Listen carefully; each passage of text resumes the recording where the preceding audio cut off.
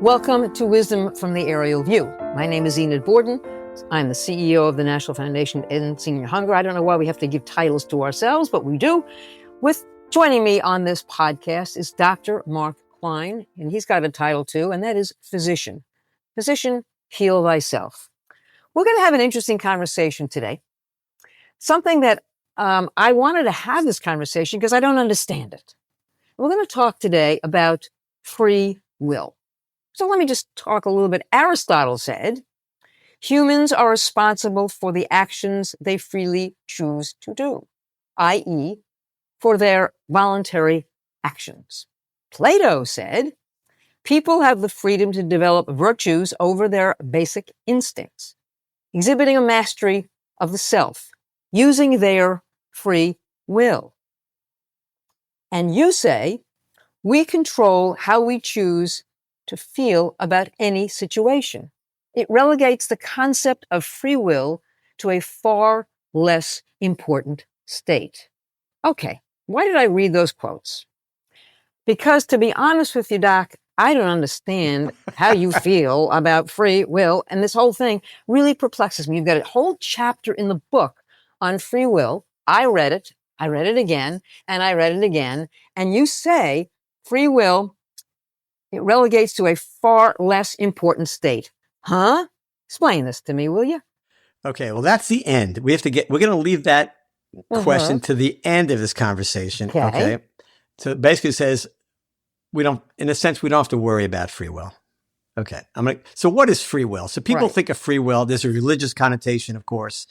Is life predestined? And there's, a sect of Christianity that believes that life is predestined, and other groups as well, meaning everything's laid out. And there are other people say, no. Our free will, we have the ability to make these choices and these decisions. And we've just recently talked about choices in a previous podcast. And so we do have free will, and we are the captains of our ship, right? That's a big one, captain of our ship.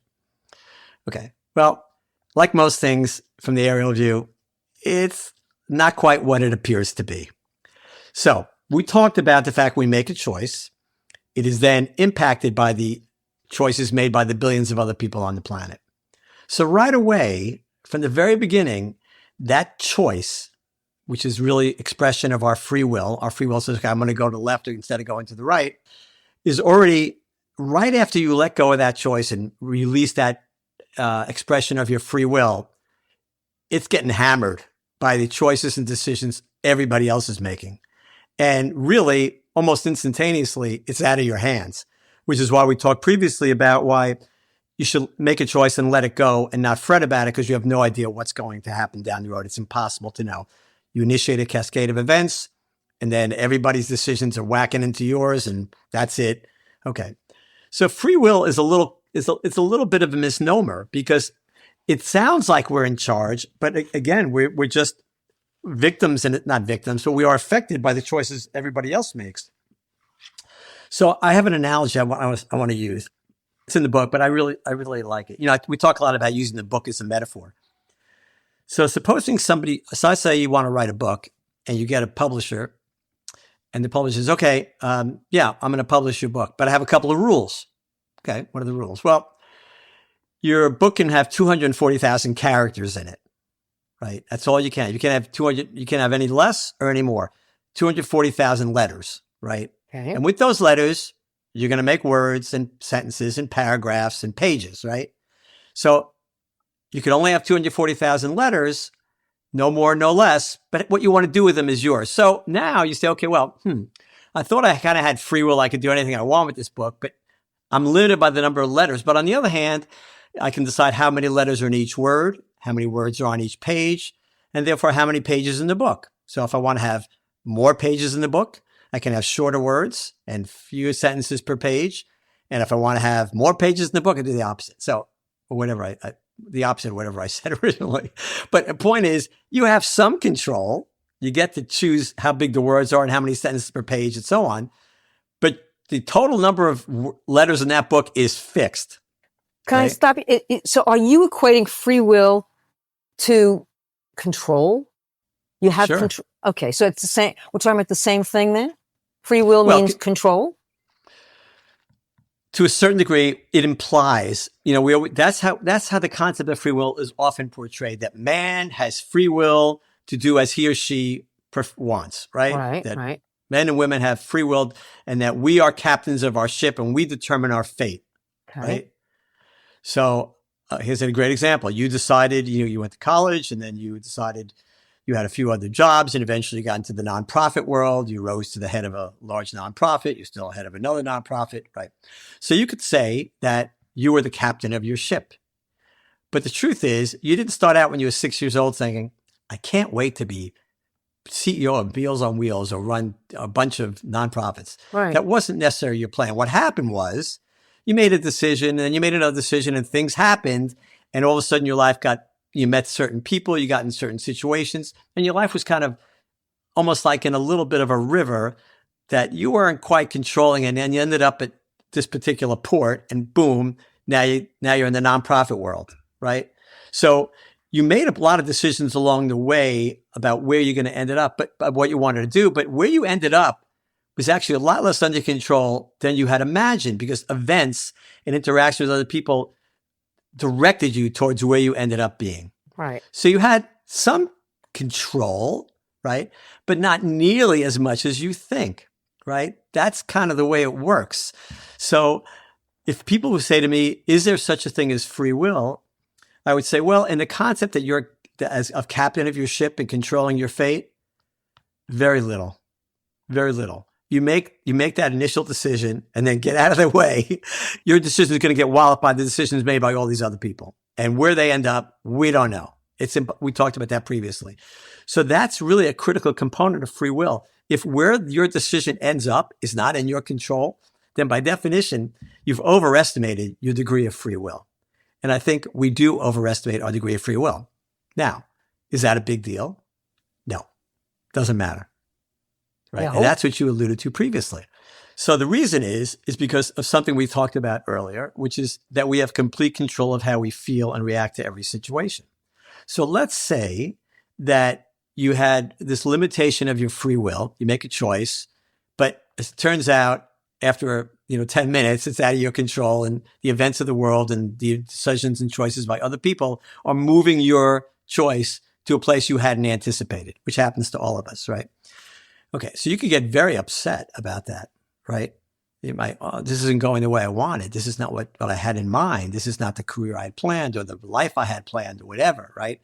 You can lament it up and down, because I thought I was a captain of my ship, and I guess I'm not, right? And you can get very sad and depressed and so on.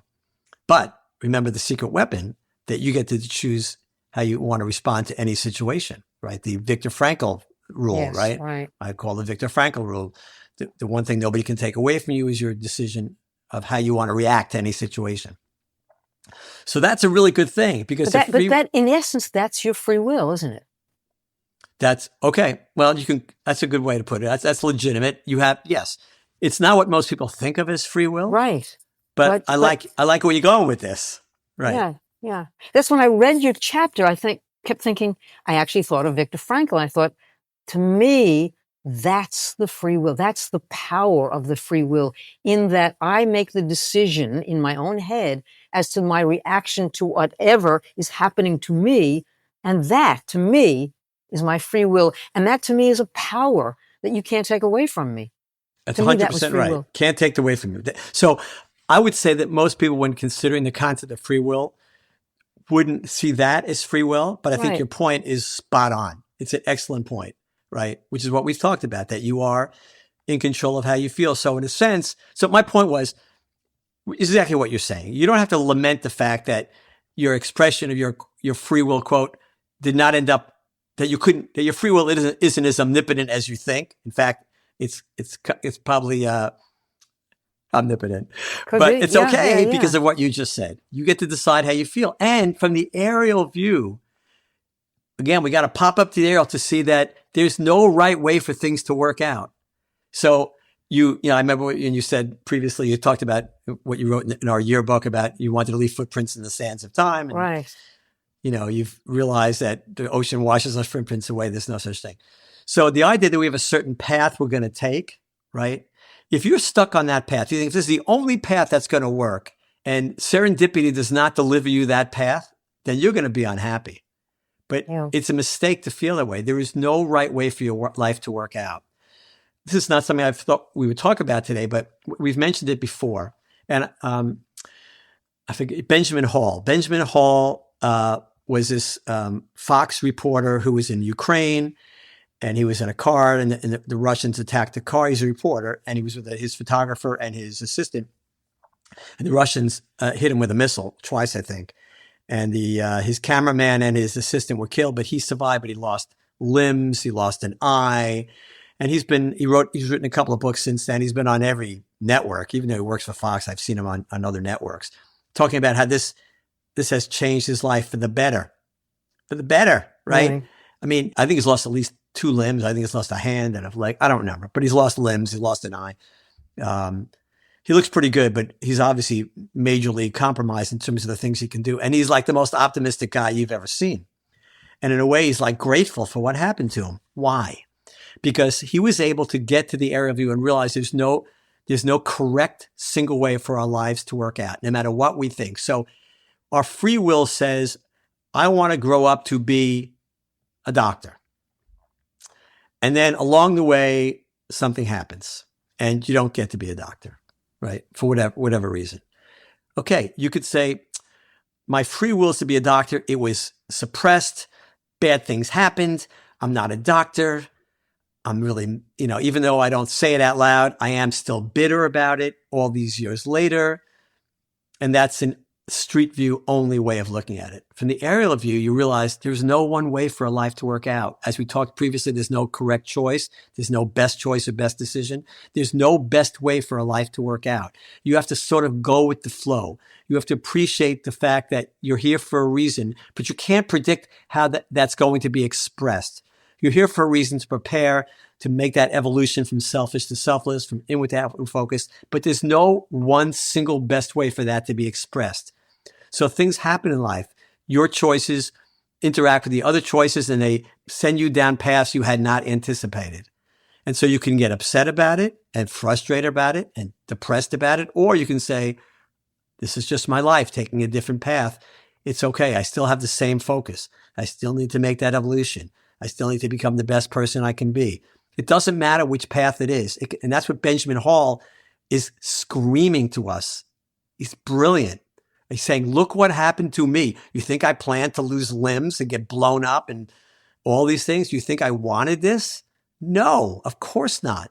But it's made me a better person. I'm stronger. I see the world differently. I appreciate my children differently. I appreciate my wife differently. I appreciate my friends differently. I'm grateful for every day, whatever it is. He's not alone. There are other people like that. So we have a choice, right? We can get frustrated that our free will didn't get expressed in the way we wanted. Benjamin Hall wanted to be a reporter for his career, and he was, and he wanted to keep doing it in war zones and so on, whatever.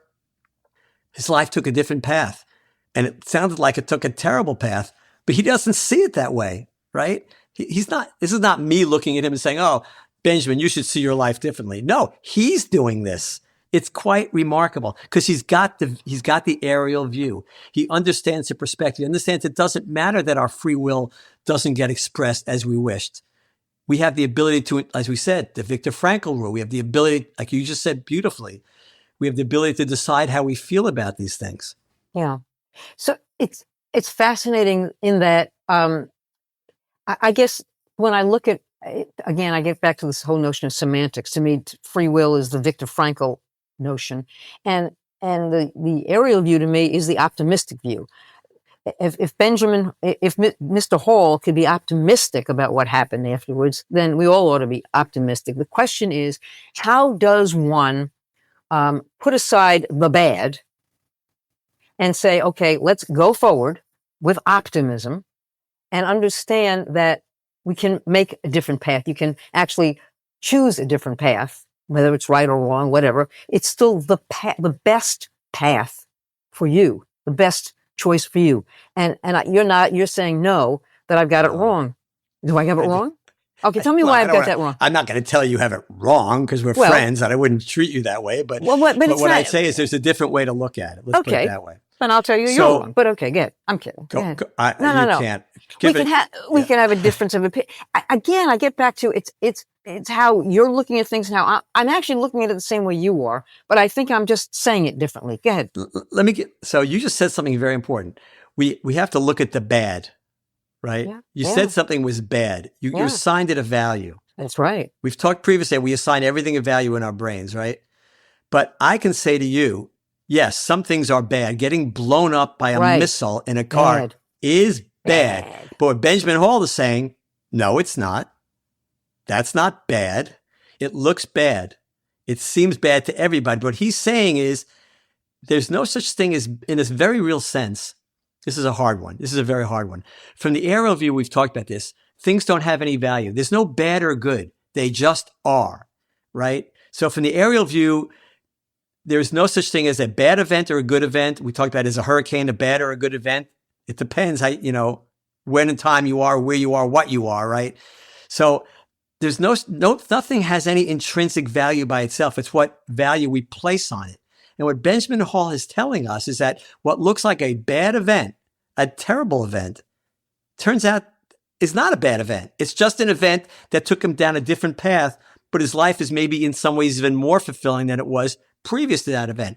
But you and I would look at that, and most people would look at that and go, well, no thanks. I don't want to get hit by a missile, right? And I may not be able to end up as optimistic as Benjamin Hall, but what he's teaching us is something very important. Bad is a relative concept. It's an assigned value. He has decided it wasn't bad. He has decided what looks terrible and bad is not. Every event is just an event. It has no intrinsic value until we assign it a value, and we get to choose. He has taken an event that all of us would think is a bad event and given it a different value. That's the point. That's what you understand from the aerial view. So it's just, you've heard me say this. We live a life. It's just a life, meaning it has a beginning, a middle, and an end. So no matter what we do, we cannot change that. It's a limited time engagement. We might change the length of it by exercising and eating right and so on, but we're not changing the last page of that record. We can move it maybe to the right, so it's a little further away, but the last record is always our death. So we have to focus on that all the time. We're here for a reason. What Benjamin Hall is telling us is that all events contribute to what is our lifespan, contribute to our lives. We can assign whatever value we choose. We can choose to assign a value of this event that happened to him as the worst thing ever, crawl up in a bed, never move again, be depressed, sit in his wheelchair. Well, he's not in a wheelchair anymore because he has artificial limbs, but just never put his limbs on, stay in bed, drink all day, smoke joints. That's the choice. A lot of people would choose that after that event. He's saying, no. I'm going to assign a different value to this event. I'm going to assign this event an awakening, a realization, and go forward. Yes, I will have fewer limbs than before it happened. I'll only have one eye that works instead of two eyes, but it doesn't matter. It is focused me more on why I'm here and what I need to do in my life. And so I choose to assign it as a good event, not a bad event. You see the point? Yes. However, my point is, this is why I beg to differ. I think the value that I put on being crushed by a bomb from the Russians is bad. Okay. But I can take the bad event and make it into a good thing. But it still does not negate the badness of the original intent of that bomb. It was bad. The value I placed on it. The intent of the bomb or the result of the bomb? The result of the bomb. So I'm still saying that that's bad. I can turn bad into good, but it doesn't negate the bad. It's still that's there. Semantics. I'm going to guess Benjamin Hall would disagree with you. He would say it's not bad, but that's fine. It doesn't really matter because at the end result, you're calling it bad. He's calling it good, but you're moving in the same direction as he is. You're going to turn it into something positive for you. Right. So that's fine. But to me, I think in a way that's the way I would look at the world. I would say I've got in my life, I see poverty. Okay. It's there. It's bad. The value I place to it, it's bad. But I'm going to turn, if I can in any way, shape or form, because I am the captain of my ship, I can turn that bad maybe into something a little bit more positive. And so again, you're right. This is just semantics, but it's the way it plays out in my life. And to take the bad, assign the value to it, the value is still bad. No matter what, it's bad. But I can take that and try, maybe using my free will, to turn the negative into a positive. Am I crazy? Am I wrong? No, Am I you're not off? crazy. Would you feel better? Think about this, Enid. Yeah. Would you feel better instead of saying that event is bad? Would you feel better if instead you said that event is not bad? You don't have to call it good, but it's not bad. It's a turning point, and it's not. I'm not going to assign it a value of bad, which is what Benjamin Hall decided to do. My guess is you would feel better. The end result is the same, but you would see it in a different light. It would make you feel better. This is very important, right? In order to be optimistic, in order to be positive, in order to be able to move through this life in a way all of us really, nobody wants to be a pessimist. Inside every pessimist is the wish to become an optimist, right? Correct. Every pessimist Absolutely. wants to be an optimist. They just don't know how, right? And the way to do it is to look at these events and assign them a different value, because you have that ability. Remember, no event has any intrinsic value. It's just the way the world is. We assign it a value. We've talked about this before. So if you decide to assign it bad, that's going to put you in a certain mindset. Now you got to climb out of this hole to get to move in the right direction. Whereas if you assign it as saying, okay, it's just an event. You don't have to call it good. I wouldn't call it good. It's just an event in my life. It has changed the course of my life. I'm going to use that event to move in the direction I so choose, that I think is more positive and more optimistic and so on. You'll feel better. So from the aerial view, you appreciate that events don't have any value unless you assign it a value. If you assign it a negative value, it's going to suck you down. Why would you not you, why would anybody intentionally do that? When you don't realize you have the power to assign it any value you want, and you can feel better. So I'll give you an example, right? So I just had hand surgery, right? You know, we've talked about this. And it turns out it's like the 7th surgery I've had. And I think the last 4 have been in the last last 10 years, right? You know, before that, most of my life, I'd never had anything. I didn't even break a bone. I think I broke a finger once, but that was it, right? So nothing. So when I have these medical events now, and I've had a fair number, your first reaction is initially, oh crap. And that lasts for me about a second. And then usually it's followed by some laughter. Because, as we've talked about previously, I see myself on page 375 of the book. That page has always been there. I just happen to be appreciating it now. It's okay. All those other pages that came previously in my life are still intact. They're still occurring. I'm still young. I'm still doing all those things. I happen to be appreciating this page now. So it's just a page in my story. Why would I get upset about a page in my story? It was always there. It was always going to be there. And now in a way, it's kind of humorous to me, because I think, oh boy, I've reached that point in life where stuff starts to happen, and I find that kind of entertaining. I don't like it. I've had surgeries. They're not fun. They're always painful. Recovery is never fun. But yet, most of the time, I'm smiling about it, because I just appreciate it from the aerial view that don't give it a value that it doesn't deserve. It's just another moment of my life. So we're going to shift to something else. I don't want to have too much time, but I love this analogy. So I like to look at life a little bit differently than everybody else. Most people look at life sequentially, A to B to C to D, right? Childhood to adolescence to adulthood, blah, blah. Okay. So I don't look at life that way, because I actually am pretty confident that perspective is incorrect, which is why we get back to the jukebox of time, where every moment exists contemporaneously, every record exists forever. And so I like to look at life as taking a shopping cart and going through the supermarket. So when you go through the supermarket, you go down one aisle, the other, just tossing things in, right? Right. And you finish your shopping, you get to checkout. Nobody says to you, Enid, in what order did you put these things in your shopping cart? Did you put the milk in first? Was the butter? Did you get the produce? Or did you get the broccoli before the lettuce? What was the order you did these? And you look at this person, you go, I don't know, and I don't care, right? Well, we can look at our life as the progression of events from A to B to C, or we can look at as each moment as its individual separate entity, which is how life, in my view, time should be viewed. Each moment is an individual entity. It's like the Kraft American cheese. Each slice is individually wrapped. That's kind of how I look at time. Each moment is individually wrapped. So it doesn't matter in what order you put them in. You think it does. We would swear that A led to B, that there's cause and effect. And we don't have a lot of time left today to talk about this. We'll talk about this again more in the future, because it's interesting. But we've also known from physics, for instance, that the future can affect the past. we're not going to talk about that now for sure, but there are experiments that have shown, quantum physics experiments, that what happens in the future can affect the present or the past. That sounds crazy, right? How could the future affect the present or the past? But it does. It's the same thing here in our shopping cart analogy. Don't worry about what order things happened. They're all in there at the end. All the moments of your life are in there at the end. Don't worry about the order. It really doesn't make nearly as much difference as you think. All moments of your life are like the things in your shopping cart. They all just got there, and it really doesn't matter what order they occurred in. It's hard for people to wrap their heads around it. We'll talk about it more in the future because it's interesting, but let's just accept it for the time being, okay? So that's a really cool way to look at life, because then the whole idea of free will, which is how we started, becomes way less important, right? Because you couldn't possibly have made the decision for all those things to end up in your shopping cart, all those moments of your life to end up there. There's no way you could have predicted that or had the free will to do that. Most of them were the result of interactions that occurred based on your choices interacting with other people's choices.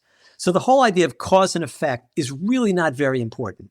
So the whole idea of free will isn't really that important because of what you said brilliantly earlier in our conversation, that we get to choose how we feel about every situation. It's the Benjamin Hall thing we're talking about. He could not have predicted he was going to get hit by 2 missiles and almost die and sadly lose his friends and lose his limbs and all that stuff.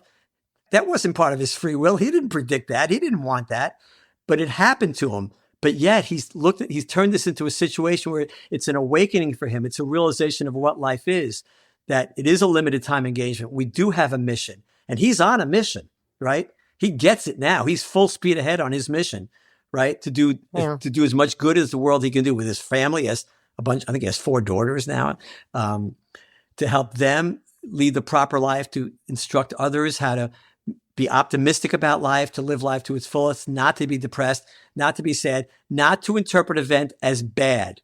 An event just is. Once you label it as bad, you're going to be sad. You're going to be depressed. You're going to be unhappy. Don't label an event as bad. Accept it as an event in your life, as one of the things that showed up in your shopping cart, right? It's just another thing in your shopping cart. Don't lament the broccoli, right? Right? It's not as good as the chocolate. That's a good title for a book. That's a good title for a book. Don't lament the broccoli. Yeah. That could be my next one. You'll never know. You see the point, though? Am I making this clear? I absolutely see the point. It's fascinating to me. I got to be honest. I have, as a woman of a certain age, I've never had surgery. Never, thankfully. I don't think having that I could laugh about it if I did. So God bless you that you can do that. Maybe as a doctor, you're wiser than I am about the implications of surgery, but good for you. But I still think... No. I knew exactly what could happen. Yeah. And you still laughed. I'll tell you, let me give you one quick anecdote. This is something I probably shouldn't say to the public, but a number of years ago, I had kidney surgery. I had to have part of my kidney removed. It's a pretty good story in its own. But anyway, so I go to the Johns Hopkins University Hospital, very famous place. And now they're ready to take him back for surgery. And the first they say, okay, go into the dressing room and take off all your clothes, right? So I start taking off my clothes. And the last thing, of course, they take off is my underwear. And as I'm taking off my underwear, I stop and I start laughing. I go, this doesn't seem like a good thing, right? that last piece of clothing coming off, I'm thinking, this doesn't seem like a good idea. This doesn't seem like it's good. And I'm laughing, right? Knowing somebody's about to put me to sleep, open up my abdomen, take out a piece of my kidneys. Turns out I had some problems after that, complications. But I was laughing as I did that because I recognize this is just another page in my story. It's not good or bad. Right. People say, oh, kidney surgery, that's bad. No, it just is. I don't have to assign it a value. It's another page in my book. It's another fruit in my shopping cart. You get it? Don't assign values to things. Just accept them as part of your story. It won't make it. It's a way to be optimistic and not become sad and depressed. As soon as you assign something a label as bad, you're going to feel lousy. Yeah, I'm always picking that fruit. My fruit happens to be a lemon. Okay. We've run out of time. And as per usual, I'm going to end this one with quotes from your book. And it's interesting because you talked about the book and you're having somebody tell you how many words, et cetera, et cetera. So let me end like this. You say, no one picks up a book, counts the number of letters, and from that calculation decides whether to read it. A great story can be told in a handful of sentences. Similarly, the number of days we are granted is less important than we think.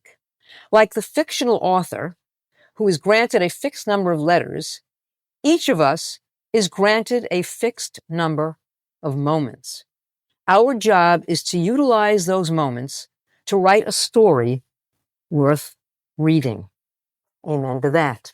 With that, I thank you. Thank you for this podcast. Thank you for your inspirational words. Thank you for laughing at surgery. And final word, Doc, what else you want to say? Yes. We should remind our listeners, if they want to send us a question, they can, or a comment or criticism, whatever, suggestion, just send us an email at question@wisdomfromtheaerialview.com. Question@wisdomfromtheaerialview.com. And we look forward to your comments and statements. And thank you all for listening. And thank you, Enid, as always, for another joyous 30 minutes. Thank you. Have an optimistic day. Bye-bye.